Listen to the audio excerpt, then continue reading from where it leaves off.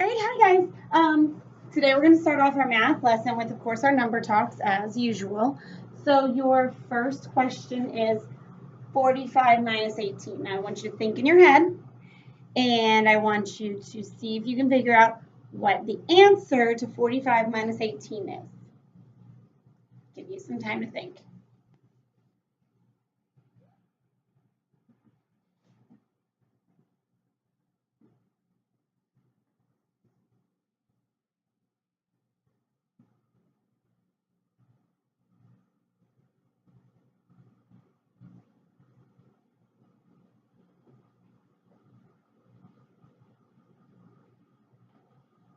Okay, now guys that you've had time to think about it, I want you to turn and tell a partner what the answer to 45 minus 18 is and how that you know that.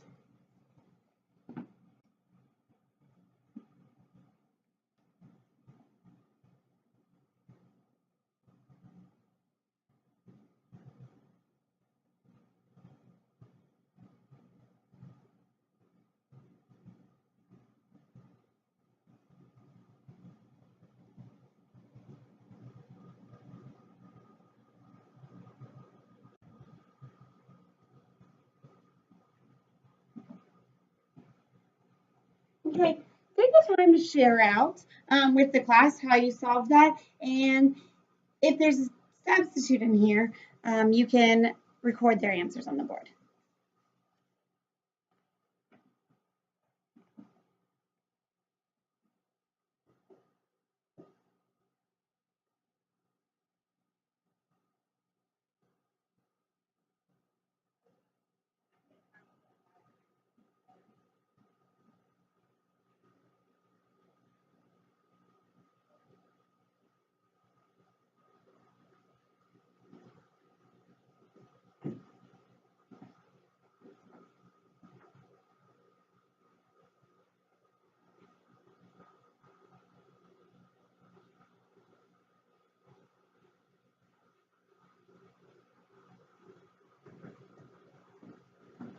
All right, moving right along, we're going to look at the next problem. 51 minus 11. 51 minus 11. How would you solve this problem? 51 minus 11, thinking to yourself again.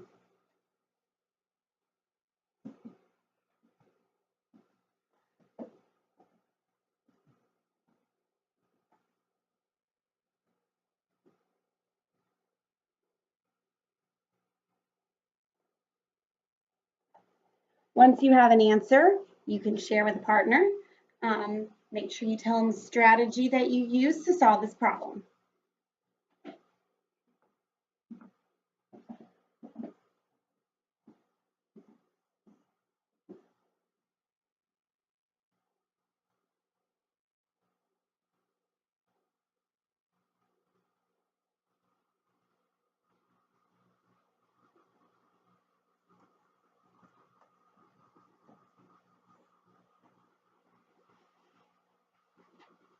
Now, once again, let's go ahead and talk about the strategies used. Someone share out an answer that they heard or that they came up with themselves to solve the problem 51 minus 11.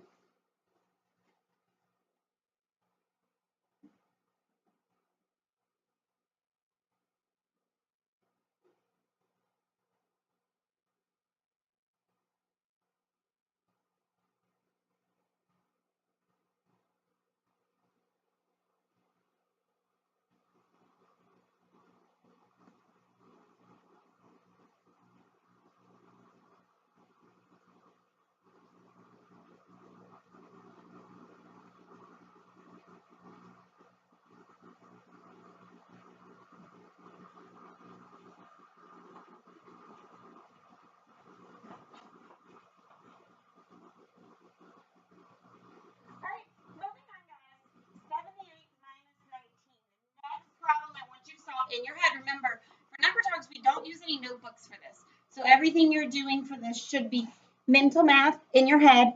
What strategies do you know that can help you solve 78 minus 19?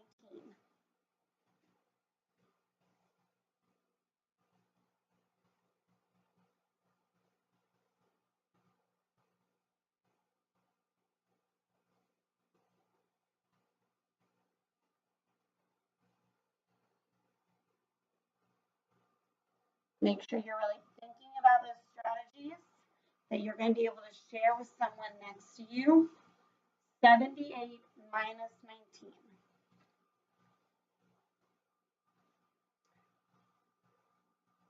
When you turn to a partner to share, I want to make sure that you're using the sentence starter. I know the answer is blank because I use this strategy. So go ahead and turn and talk to your partner about how you solved 78 minus 19.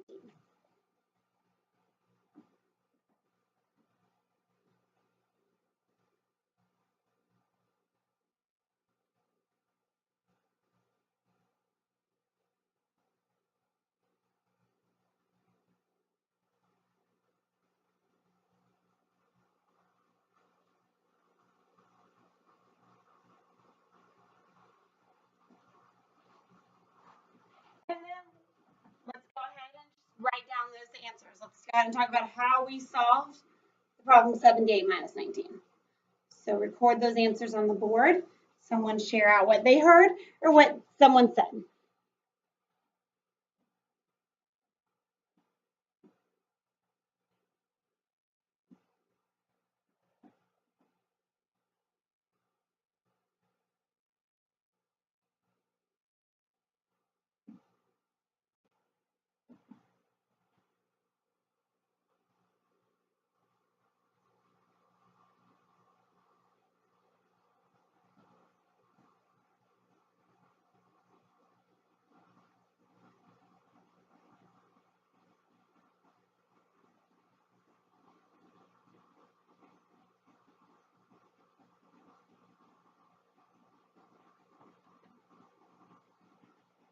And looking at the last problem you have to solve for your number talks today, 55 minus 18. 55 minus 18.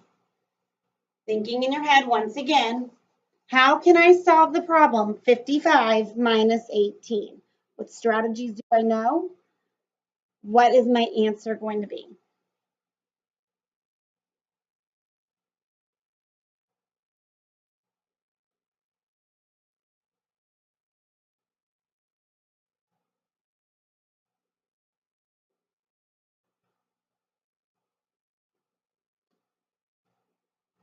And then for the last time today, guys, go ahead and share with a partner how you solved this problem right here, 55 minus 18. What strategy did you use? Remember the sentence starters? I solved 55 minus 18 by using the blank strategy. And my answer is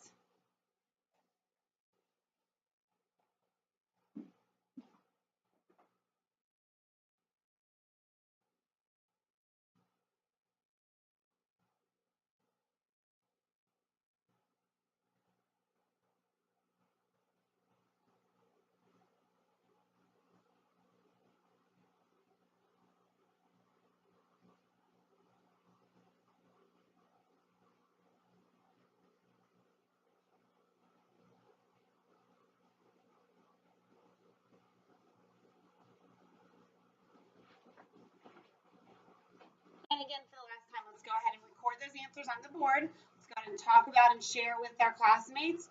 What is one way you solved this problem? Raising your hand for the person who's going to record for us. Thank you so much.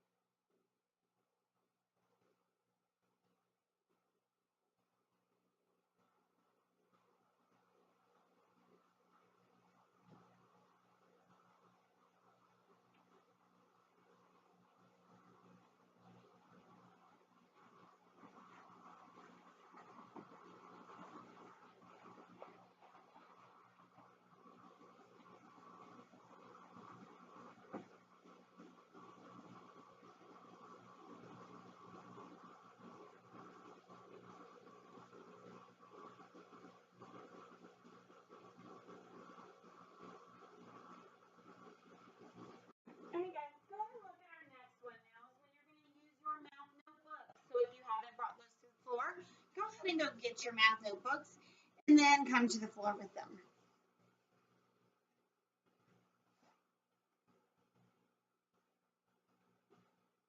Of course, feel free at any point to pause this if you need to get the stuff that you need, and then you can resume it whatever time works for you. We'll go ahead and look at the problem, though, that's on the board. It says, using the number line, determine how far point B is from point D. Using the number line, determine how far point B is from point D. So on the number line, you have 0, which is at A. You have B, you have C, D, E, which is also at point 1 on your number line. I can give you your time.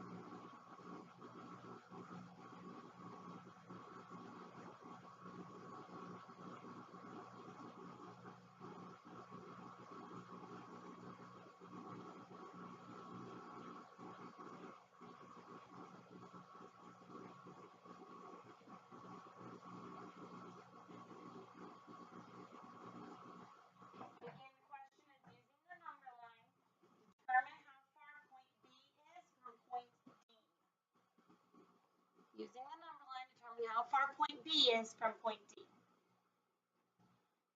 We're going to go ahead and solve for it.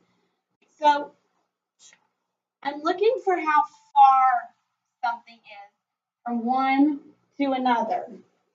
All right, so I'm looking then for the distance on a number line. And looking for the distance, I need to determine where point B is and where point D is. I'm going to go ahead and put my marks right there. This is what I'm looking for. How far these are away from each other. So I have 1 space, 2 spaces, 3 spaces, 4 spaces between 0 and 1, which means each of these spaces in between are 1/4. This is 1/4. This is mark as 2/4. This mark is 3/4. And then again, we have 1. But this space right here is all equal. It's all 1/4 and 1/4. So between B and C, we go 1/4, but I'm supposed to go all the way to D. So between B and C, we go 1/4, and between C and D, we go 1/4. So 1/4 plus 1/4 is 2/4. Using a number line, I can determine that point B and D are 2/4 away from each other. All right. Your next problem, guys, I want you to do both of the ones in green. It says round 461 to the nearest 10 and round 461 to the nearest 100. So you're using the same number. I just want you to round it to the nearest 10, and I want you to round it to the nearest 100. It's been a while since we've rounded, but we should still be reviewing it. We should still know what rounding is. So let's go ahead and round 461 to the nearest 10, and then 461 to the nearest 100. Go ahead and give that a shot.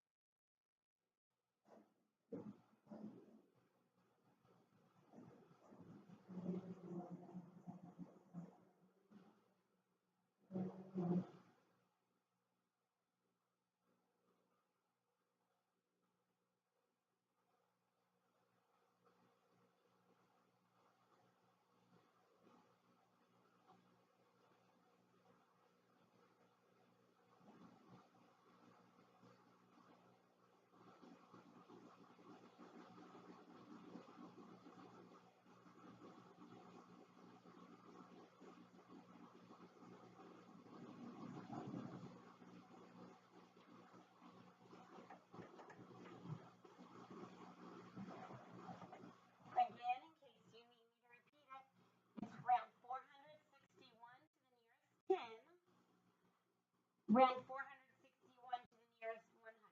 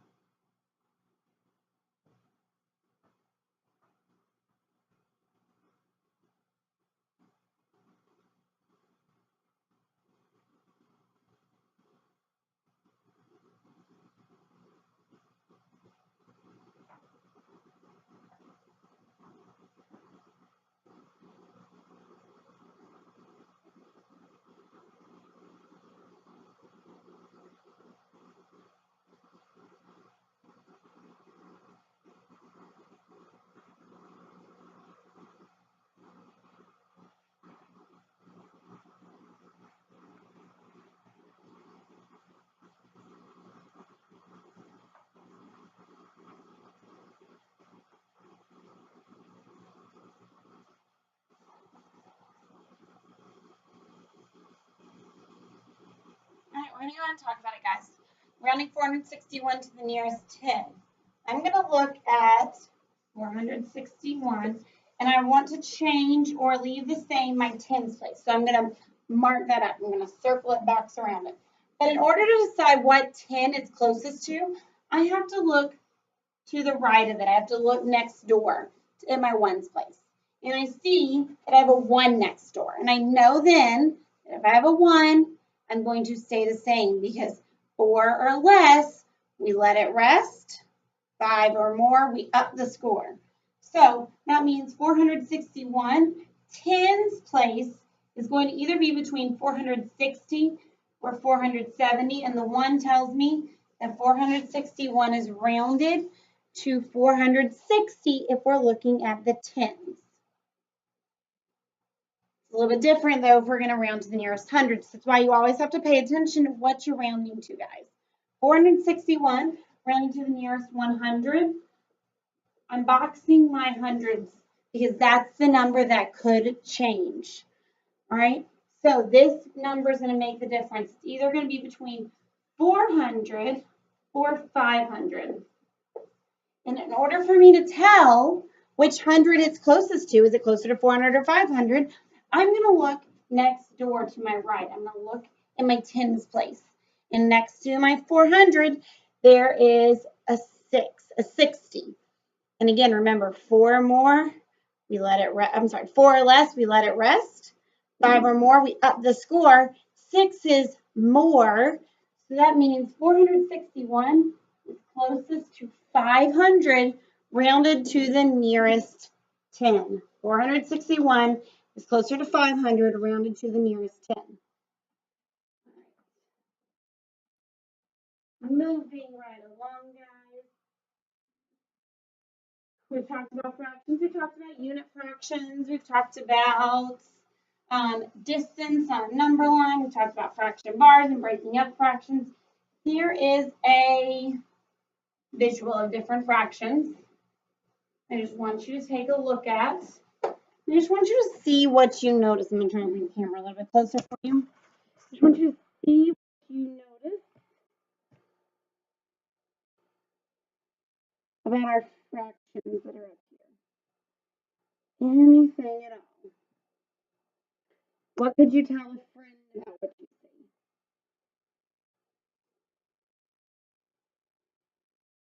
Try and talk to a friend. Tell them what you see. What do you know? Anything at all right now. Go ahead and talk to a partner.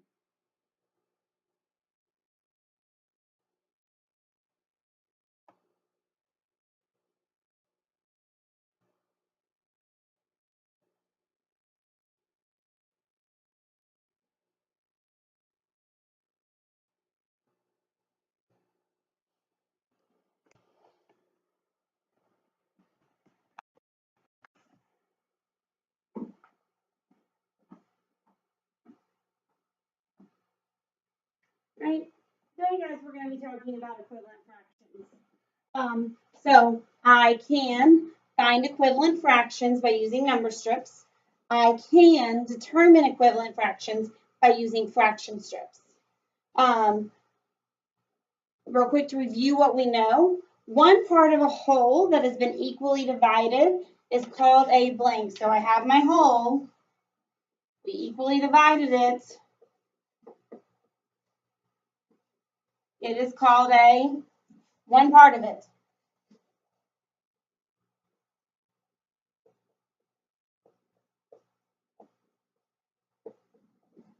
One part of it is called a what?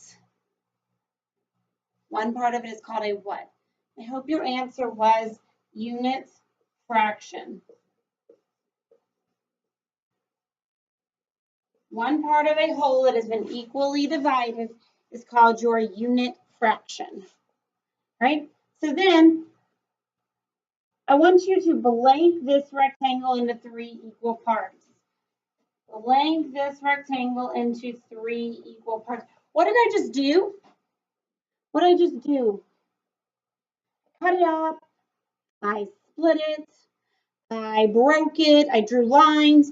What is that called when I put the rectangle into 3 equal parts? I hope that your word was partition. Partition this rectangle into 3 equal parts. When we break something up, when we cut it up, when we split it, we're partitioning it. All right, so I want you to partition it, a rectangle into 3 equal parts. I don't actually want you to do that. I just wanted you to know that word because it's important. Talk to a partner about something you heard Ms. Flint say or saw Ms. Flint do during this slide, during this section.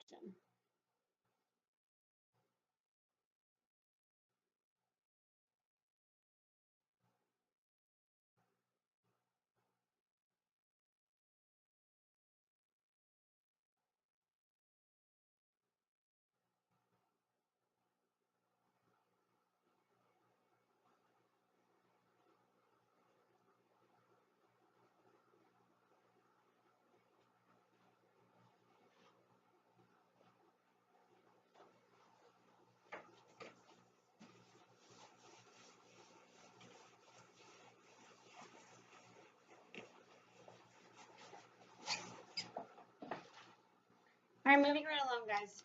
You all are going to get a set of fraction strips, all right? You get a set of fraction strips.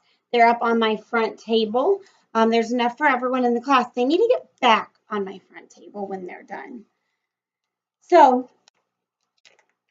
go ahead and have whoever's with you, if you don't mind, to please pass out these fraction strips so that you have them for each of you. I'm going to give you some time to do that. Again, if you need to just pause this, you're more than welcome to do that as well.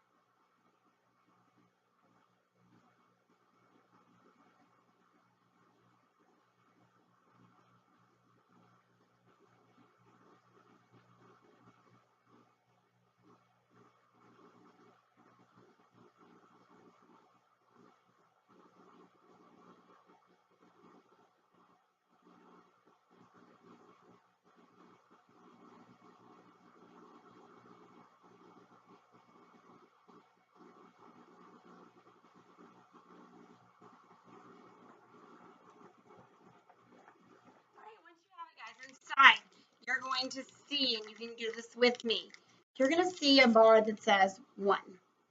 This is 1 whole. Okay, you can put it down on your table. You're going to see pink strip that's got halves. Here's my first block. I need you to just go ahead and break this into, it's already partitioned for you where it should be easy to do. break it up into your 2 parts, into your 1/2 and 1/2. If you're my second block, this should already be done for you. Then you're going to have an orange strip. It's got thirds, so I want you to go ahead and break that up. All right, just where it's already creased for you to do so, into thirds. You have a yellow strip that says fourths. Go ahead and do it. Guys, make sure you're doing this with me because there's some of them you're not going to be breaking up. So it's very important that you're following directions. You know, it's my favorite thing to do. All right, then we have a blue strip of eighths. Blue strip of eighths. I want you to break it up into, 1/8 is the unit fraction, and I bet there's going to be 8 parts that are blue to make up your whole. Right? That means you have, and then you have your teal. It's a not blue, not green, kind of in between color that says 1/6 on it. I want you to break that up. And that's all you're going to break up. That means you should leave in your bag whole the 10ths, the 12ths, and the 5ths. We aren't doing anything with them in 3rd grade, guys. They're not important to us right now. All we are worrying about is 1 whole, 1/2, 1/3, 1/4, 1/6, and 1/8. All right? We are going to take those. Perfect. Once you have those sitting down, you're not touching them, you're not playing with them, you're being responsible learners. All right? What I do want you to do, though, is talk about how these actually work. I want to talk with you about how these actually work. So,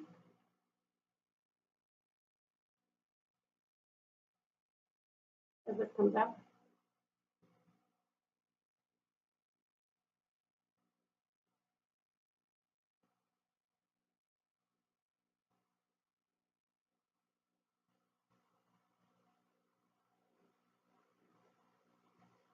so I pull out my whole tile.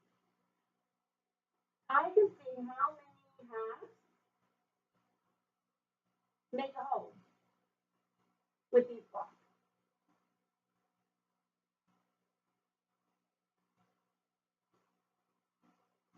Oh, I see 2 halves make a whole. I can see how many thirds make a whole with this. How many are equal? How many are equivalent? Equivalent means equal. And again, they have to be lined up for you to be able to tell. But talk about that word really quickly. Equivalent fractions. Equivalence have that base word equal in it. Equivalence got equal, equivalent. And what do we know about the word equal? We know that it means the same, all right? So we're looking for fractions that are going to be the same as another fraction, all right? And that's really weird to think about because if I asked you, is 1/6 the same as 1/4? Well, no, because 1/6 is broken up into 6 parts and 1/4 is broken up into 1/4 is broken up into 4 parts. So they're not the same. But can we find fractions that when you put them together make the same fraction as another? That's what we're going to explore today, guys. All right? What we're going to explore today.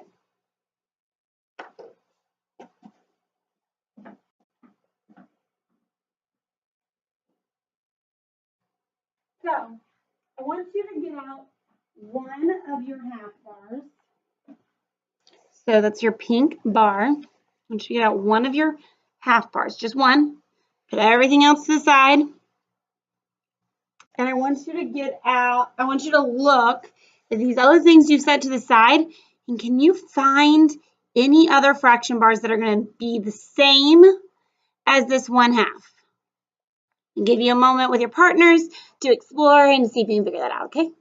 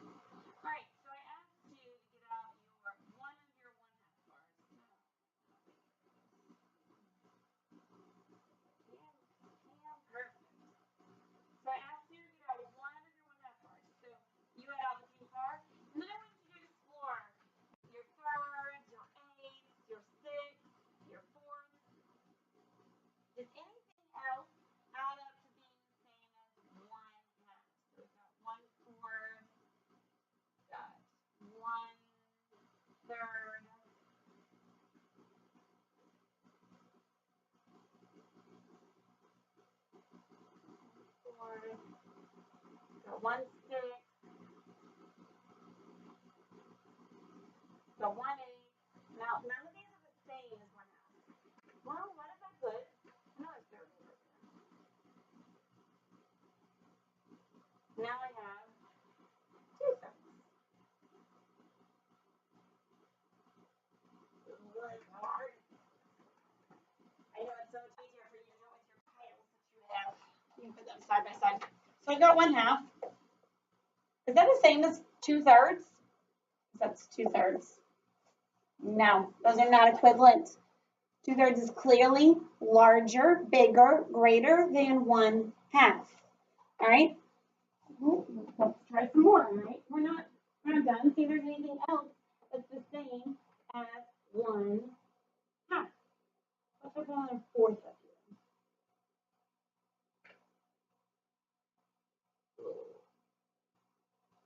And kick our thirds out because we know they don't work.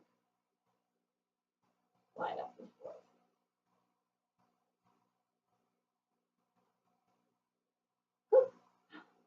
Those look the same. I'm looking at this now, and I see 1, 2. They're the same, and this is 2 fourths.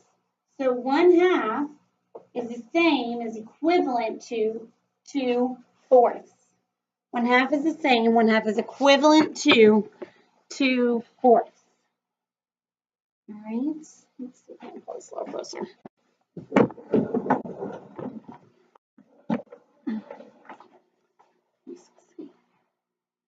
One half is the same and is equivalent to 2 fourths. Perfect. Let's see if there's anything else that will be the same as 1 half. Move fourths out of the way. Try our 6.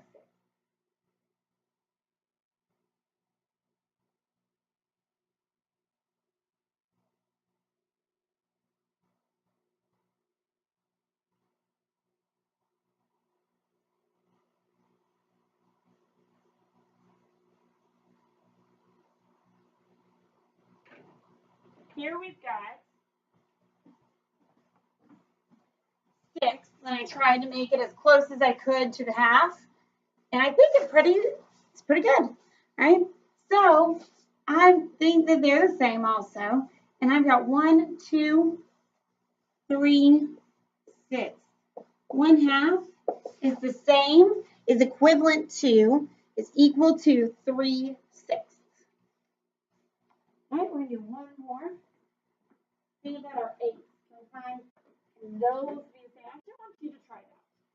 Can 1 8, can you do anything with 8 to make it be the same as 1 half? Question is, can you do anything with 8 to make it be the same as 1 half?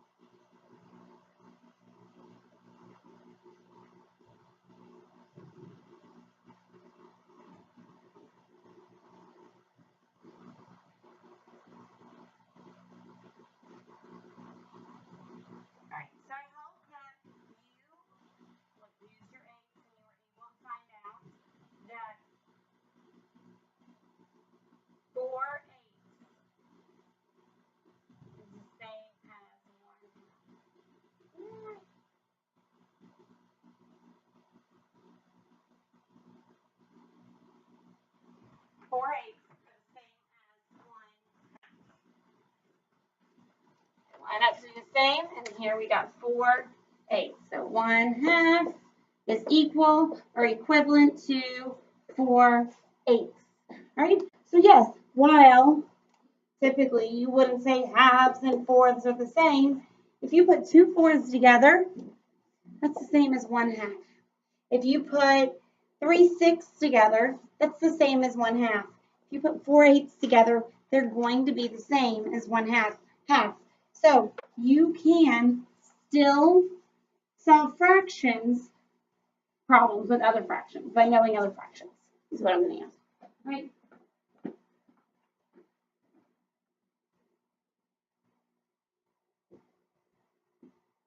So, guys, Gregor threw a softball 3/4 of the length of a yard in front of his house. He threw it 3/4 of the length in front of his house. 3/4. There's 0 and 1. Oh, that's large. Cut it in half, cut it into fourths. He threw it 1/4, 2/4. The softball went all the way here, 3/4 of the length of the front of his house. Using your fraction strips, I want you to find a fraction that is equal to 3/4. So you're going to pick up 3 strips that are equal to 1/4. And they're going to be equal, unlike mine. You'll pick up 3 strips that are equal to 1/4. So 3 1/4. Those are your yellow ones. You're going to have 3 of them, and you're going to line them up. All right. And you're going to look, and once you have these lined up right in front of you, I want you to look at the other models you have, the other strips you have in front of you, and I want you to see if you can find anything that's equal to 3/4. The same as all of these together. All right. So see if you can play with them. So I'm going to try the thirds. Can I put thirds together to make 3/4? Let's see.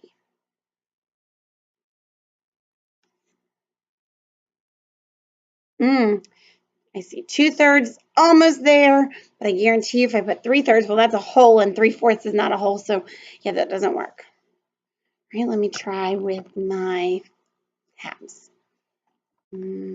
Halves are a little short. All right, I'll try with my 6.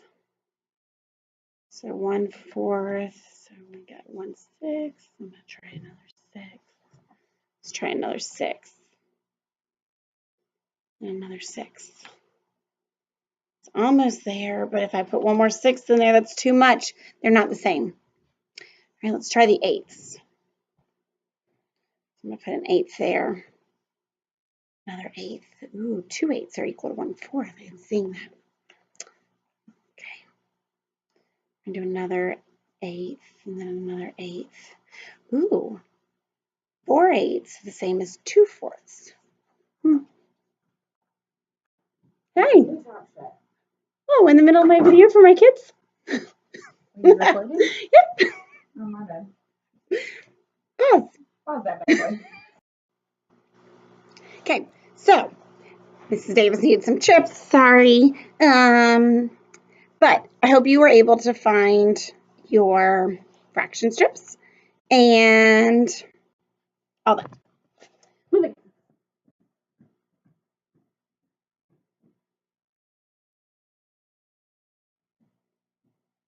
Now I want you to look at 1/4. I want you to pull out 1/4. Once you pulled out 1/4, your yellow strip, I want you to decide if 1/4 and 2 8ths are equivalent. All right?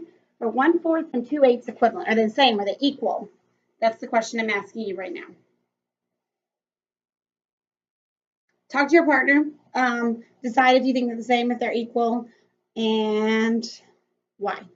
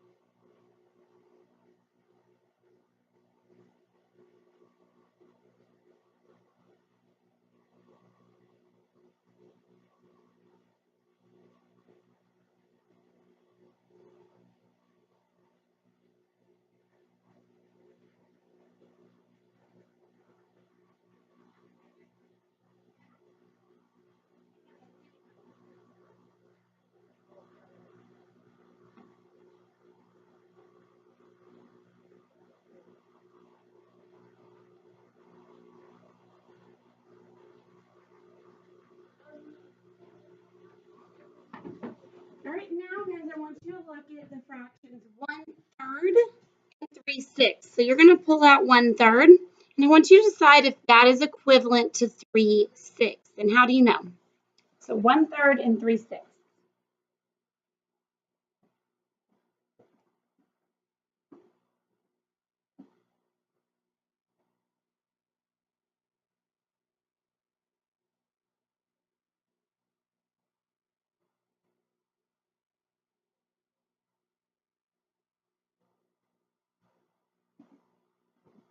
All right.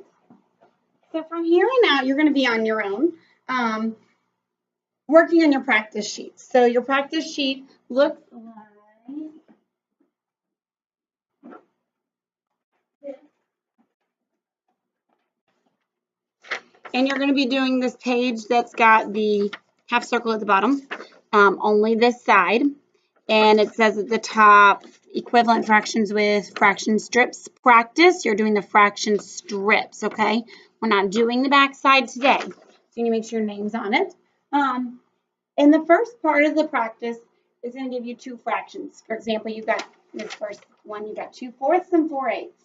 And you're going to decide yes or no, they are equivalent, and then why they are. And you've got your sentence starter, so I expect to see sentences in this box right here.